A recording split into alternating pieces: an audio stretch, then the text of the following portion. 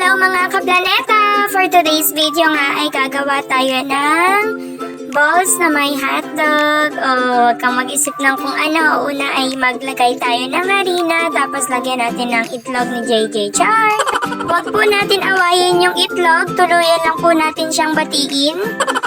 Mekos-mekos nga lang yan mga kaplaneta hanggang sa makuha natin yung gantong consistency. Tapos ilagay na natin ang hot doggies.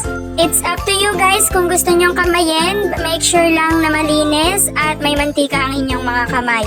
Ito nga yung nagawa ko sa first batch. Prituin na nga natin to kapag mainit na yung tugo mo. Char, yung mantika pala. Okay lang yan kahit maraming mantika, hindi naman natin yan iinumin. Ayan, pag brown na nga siya ay luto na yan. Kayo bahala kung totoastadin nyo o hindi. Syempre, para matuyo siya, lagyan natin ng tissue dun sa plato. Ito nga po yung first batch at ito naman yung last batch. Ayan, tinry ko nga siyang buksan pero po joint palpak, hindi ko nasama yung hotdog. Pero sobrang sarap na ito guys, pang almusal at pang meriendahan. Ito na nga lang yung natara. Thank you for watching mga kaplaneta!